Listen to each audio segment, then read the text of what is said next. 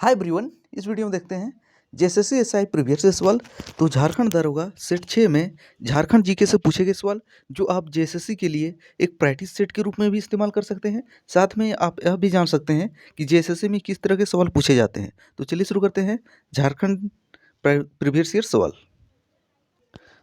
पहला सवाल क्या है? पहला सवाल है झारखंड के पहले गैर भाजपा मुख्यमंत्री निम्नलिखित में कौन से थे? ऑप्शन है शिबू सोरेन, बाबूलाल मरांडी, रघुवर दास, अर्जुन मुंडा। इसमें सारे से सवाल बनेंगे ऑप्शन से। तो देख लेते हैं। तो झारखंड के पहले गैर भाजपा मुख्यमंत्री, तो पहले गैर भाजपा मुख्यमंत्री की बात करें तो हो जाएंगे शिबू सोरेन। और शिबू सोरेन झारखंड के तीसरे मुख्यमंत्री रह चुके हैं। और झारखंड के पहले मुख्यमंत्री कौन थे? तो झारखंड के पहले मुख्यमंत्री थे बाबूलाल मरांडी। झारखंड के दूसरे मुख्यमंत्री कौन थे? अर्जुन मुंडा। और शिबू सोरेन झारखंड के तीसरे मुख्यमंत्री है। और इंटरेस्टिंग बात यह है कि शिबू सोरेन झारखंड में 3 बार मुख्यमंत्री भी रह चुके हैं। तो इसका सही आंसर हो जाएगा शिबू सोरेन। अगर बात करें झारखंड के पहले गैर आदिवासी मुख्यमंत्री, तो पहले गैर आदिवासी मुख्यमंत्री रघुवर दास है। झारखंड के एकमात्र निर्दलीय मुख्यमंत्री कौन है? निर्दलीय मुख्यमंत्री में मधु कोड़ा आएगा। अब दूसरा सवाल देखते हैं। इनमें से कौन सा पहला कार्यकाल है जिसमें अर्जुन मुंडा झारखंड के मुख्यमंत्री के रूप में कार्यरत थे? तो अर्जुन मुंडा का पहला मुख्यमंत्री का कार्यकाल कौन है? तो इसका अब जानते हैं। तो झारखंड के दूसरे मुख्यमंत्री थे अर्जुन मुंडा, जो जो बाबूलाल मरांडी के बाद बने थे। तो इसका कार्यकाल क्या था? 18 मार्च 2003। तो 18 मार्च 2003 किस में है? तो 18 मार्च 2003 तो सब में है। और लगभग कितने सालों तक के लिए रहे थे? लगभग 2 सालों के लिए रहे थे। तो इसका सही आंसर है 2 मार्च 2005। तो पहला ऑप्शन सही हो जाएगा। 18 मार्च 2003 से लेके 2 मार्च 2005 तक मुख्यमंत्री के रूप में अर्जुन मुंडा ने पहली बार सेवा की थी। और हेमंत सोरेन झारखंड के 11वें मुख्यमंत्री हैं। ये भी महत्वपूर्ण है। अगला देख लेते हैं। झारखंड के राज्यपाल कौन है? तो झारखंड के राज्यपाल कौन है? तो अब बदल गया है। तो झारखंड के राज्यपाल कौन है अभी वर्तमान समय में? रमेश बैस। तो रमेश बैस झारखंड के राज्यपाल है। अगर पूछा जाए झारखंड के पहले महिला राज्यपाल कौन है, तो झारखंड की पहली महिला राज्यपाल हो जाएगी द्रौपदी मुर्मू। अगला देखते हैं। झारखंड के निम्नलिखित जिलों में से कौन सा लौह अयस्क भंडार का समृद्ध स्रोत है? तो कौन से जिले में लौह अयस्क का समृद्ध भंडार है? तो इसका सही आंसर हो जाएगा पश्चिमी सिंहभूम। तो सही आंसर है पश्चिमी सिंहभूम। अगर बात करें पश्चिमी सिंहभूम जिले की स्थापना वर्ष की, तो पश्चिमी सिंहभूम के साथ ही एक अन्य जिले की स्थापना हुआ था पूर्वी सिंहभूम। और पश्चिमी सिंहभूम और पूर्वी सिंहभूम जिले की स्थापना किस वर्ष हुई है? 1990 में। ये भी महत्वपूर्ण है आपके एग्जाम की दृष्टि से। अगला सवाल की ओर बढ़ते हैं। Santhal Pargana industrial area development authority Dumka का क्षेत्र निम्नलिखित कंपायर के किस क्षेत्र तक सीमित है? तो Santhal Pargana industrial area development authority का क्षेत्र कहाँ पे है? तो इसका सही आंसर हो जाएगा संथाल परगना तक विकसित है। तो सही आंसर हो जाएगा संथाल परगना। छठा सवाल देखते हैं। स्वर्णरेखा नदी हुंडरू फॉल्स से कितनी ऊंचाई से गिरती है? तो स्वर्णरेखा नदी हुंडरू फॉल्स से कितनी ऊंचाई से गिरती है? तो इसका सही आंसर है 320 फीट। और हुंडरू फॉल्स कहाँ पे है? तो रांची जिले में। और किस नदी पे? स्वर्णरेखा नदी में। और स्वर्णरेखा नदी से 2 से 3 सवाल क्या पूछे जाते हैं। तो झारखंड का कौन सा औद्योगिक शहर स्वर्णरेखा नदी के किनारे बसा है? तो इसका सही आंसर हो जाएगा जमशेदपुर, जो है स्वर्णरेखा नदी के किनारे बसा है। और स्वर्णरेखा नदी निकलती कहाँ से है? रांची के नगड़ी गाँव से निकलती है। अगला सवाल देखते हैं। 2011 की जनगणना के अनुसार बोकारो जिले की लगभग आबादी क्या है? जब 2011 की जनगणना के अनुसार बोकारो जिले की आबादी कितनी है? तो इसका सही आंसर है 2 लाख। अगर बात करें बोकारो जिले की स्थापना वर्ष की, तो बोकारो जिले की स्थापना किस वर्ष हुई है? तो इसकी स्थापना हुई है 1991 में। और झारखंड में 1991 में 3 जिले की स्थापना हुई थी। कौन कौन? चतरा, बोकारो, गढ़वा। और बोकारो जिले की स्थापना में कौन कौन से जिले के प्रखंड को लिया गया था? तो गिरिडीह के 6 प्रखंड और धनबाद के 2 प्रखंड को लेके 1991 में एक नया जिला बना था बोकारो। अगला सवाल की ओर बढ़ते हैं। पुराने सिंहभूम के कितने ब्लॉक अलग करने के बाद पूर्वी सिंहभूम जिले का गठन किया गया था? तो पूर्वी सिंहभूम जिले का गठन कब हुआ था? बता चुके हैं 1990 में हुआ था। कितने ब्लॉक लेके? 9 ब्लॉक लेके 1990 में पूर्वी सिंहभूम और पश्चिमी सिंहभूम का गठन हुआ है। 9वां सवाल देखते हैं। गढ़वा जिले उत्तर में किस नदी से घिरा हुआ है? तो गढ़वा जिले उत्तर में कौन सी नदी से घिरा हुआ है? तो इसका सही आंसर हो जाएगा सोन नदी। आपको बताना है सोन नदी का उद्गम स्थल कहाँ पे है। तो सोन नदी निकलती कहाँ से है? अगर बात करें गढ़वा जिले की स्थापना वर्ष की, तो गढ़वा जिला का स्थापना किस वर्ष हुआ है? 1991 में हुआ है। और 1991 में 3 जिले बने थे, चतरा, गढ़वा और बोकारो। 10वां सवाल देखते हैं, हरिहर धाम बगोदर झारखंड के किस स्थान पे स्थित है? तो हरिहर धाम बगोदर जो है झारखंड के किस स्थान पे स्थित है? गिरिडीह जिला में स्थित है। तो सही आंसर है गिरिडीह जिला। और हरिहर धाम से ही मिलता जुलता एक नाम है झारखंड धाम। दोनों जैसे में पूछा था, झारखंड धाम कहाँ पे है? हरिहर धाम और झारखंड धाम जो है गिरिडीह जिले में स्थित है। और गिरिडीह जिले की स्थापना वर्ष क्या है? तो गिरिडीह जिले का स्थापना वर्ष है 1972। और किस जिले से अलग होकर गिरिडीह एक नया जिला बना है 1972 में?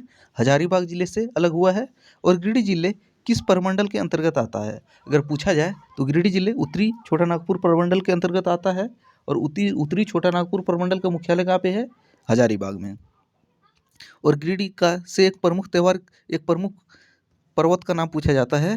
तो गिरिडीह जिले में कौन सा एक प्रमुख पर्वत है? पार्श्वनाथ की पहाड़ी, जो झारखंड की सबसे ऊंची चोटी है। और किस धर्म से संबंधित है? जैन धर्म से संबंधित है। और गिरिडीह जिले का एक प्रमुख बांध कौन सा है? बाल पहाड़ी बांध, जो डीवीसी के अंतर्गत कार्यरत है। तो बाल पहाड़ी बांध कहाँ पे है? गिरिडीह जिले में। ये भी महत्वपूर्ण है। 11वां सवाल देख लेते हैं, गुमला जिला झारखंड के किस हिस्से में स्थित है? तो झारखंड के किस भाग में गुमला जिला है? तो इसका सही आंसर हो जाएगा दक्षिण पश्चिमी भाग। तो झारखंड के दक्षिण पश्चिमी भाग में गुमला जिले है। अगर बात करें गुमला जिले की स्थापना वर्ष, तो जेएसएससी में स्थापना वर्ष भी महत्वपूर्ण रहता है। तो इसका सही आंसर क्या होगा? 1983 हो जाएगा। गुमला जिले की स्थापना 1983। अगला देख लेते हैं, लेकिन इसका अवर पूछा है इसी से मिलता जुलता, गुमला जिले की स्थापना वर्ष पूछ दिया गया है। तो वही बता चुके 1983 में। और किस जिले से अलग हुआ है गुमला? रांची जिले से। अगर बात करें रांची, तो रांची जिले की भी स्थापना वर्ष देख लेते हैं। तो रांची जिले की स्थापना वर्ष जो है 1899 में है। तो 19वीं सदी में झारखंड में 3 महत्वपूर्ण जिले का निर्माण हुआ है। कौन कौन देख लेते हैं। 1899 में रांची का हुआ है। इसके बाद आता है 1833। तो 1833 में झारखंड के किस जिले का निर्माण हुआ है? तो 1833 में झारखंड के हजारीबाग जिले का निर्माण हुआ है। इसके बाद आता है एक और जिले का निर्माण हुआ है, दुमका का निर्माण कब हुआ है देख लेते हैं। तो दुमका का निर्माण 1855। अगर पूछा जाए 1855 में किस जिले का निर्माण? दुमका का निर्माण। तो 19वीं सदी में झारखंड के 3 महत्वपूर्ण जिले का निर्माण कौन कौन? रांची 1899, हजारीबाग 1833 और 1855 दुमका। अगला देखते हैं, झारखंड राज्य में सरकार की राजनीति किस प्राधिकरण द्वारा लागू की जाती है? तो झारखंड राज्य की सरकार की जो नीति होता है वो साझा SAJH इसके द्वारा लागू की जाती है। तो इसका सही आंसर है तीसरा। 14वां सवाल देख लेते हैं, 2011 जनगणना के अनुसार झारखंड में अनुसूचित जनजातियों की साक्षरता दर क्या है? तो अनुसूचित जनजातियों की साक्षरता दर क्या है? तो इसका सही आंसर हो जाएगा 57.1%। तो दूसरा ऑप्शन इसका सही हो जाएगा। 15वां सवाल देख लेते हैं, झारखंड के कौन से जिले में आदिवासी जनसंख्या का न्यूनतम प्रतिशत है? तो आदिवासी जनसंख्या का मिनिमम प्रतिशत झारखंड के किस जिले में है? तो इसका सही आंसर है कोडरमा। और कोडरमा किसके लिए प्रसिद्ध है?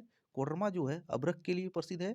और कोडरमा को अभ्रक की राजधानी के नाम से भी जाना जाता है। तो इसका सही आंसर है दूसरा। अगला देख लेते हैं, कौन माध्यमिक शिक्षा और मदरसा शिक्षा के प्रबंधन के लिए स्थापित किया गया था? तो किसको स्थापित किया गया है माध्यमिक शिक्षा और मदरसा शिक्षा के प्रबंधन के लिए?